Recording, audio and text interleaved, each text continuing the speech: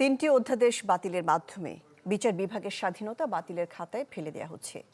রাজধানীর ধানমন্ডিতে সংবাদ সম্মেলনে এই কথা বলেছেন টিআইবির নির্বাহী পরিচালক ডক্টর ইফতেখারুজ্জামান।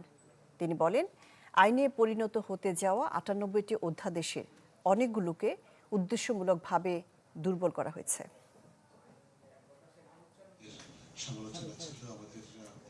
অন্তর্বর্তী সরকারের জারি করা কয়েকটি অধ্যাদেশ বাতিল ও পরিবর্তনের বিষয়ে অবস্থান জানাতেই টিআইবির এ সংবাদ সম্মেলন। ১৩৩ অধ্যাদেশের মধ্যে ৯৮টিকে আইনে পরিণত করার সিদ্ধান্তকে সাধুবাদ জানায় সংস্থাটি। তবে সমালোচনা করে কিছু অধ্যাদেশ বাতিল ও সংশোধন উদ্যোগের। যেটি কেন করছেন তারা নিজেরা সেটি প্রশ্নের জবাব আমি মনে করি পরিষ্কারভাবে জানেন না। যেভাবে দিতে চেষ্টা করছেন সেটা এক ধরনের যে ফাঁকা বলি ছাড়া কিছুই নয়। সুপ্রিম কোর্ট সচিবালয় বিচারপতি নিয়োগ সহ ৩টি অধ্যাদেশ রহিত করা বিচার বিভাগের স্বাধীনতা বাতিলের নামান্তর বলে মন্তব্য করেন টিআইবি নির্বাহী পরিচালক। বলেন, গুম প্রতিরোধ অধ্যাদেশ নিয়ে সরকারের চিন্তা গ্রহণযোগ্য নয়।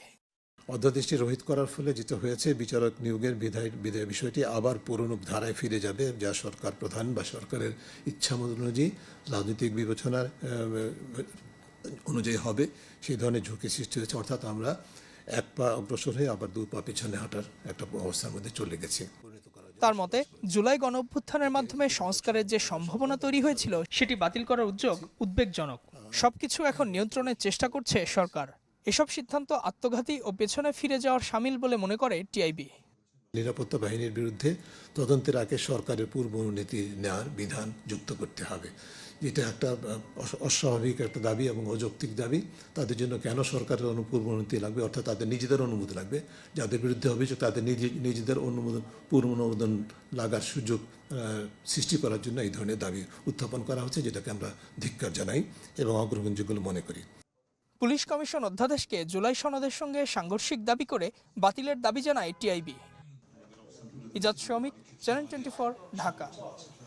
সময়ের সাথে সাথে দেখা দেয় নিত্য নতুন প্রয়োজন। রেডি থাকতে হয় প্রতি মুহূর্ত। তাই এলো ইনোভার, যেন আপনি লাইফে থাকেন রেডি প্রতিদিন। Innova, designed for now.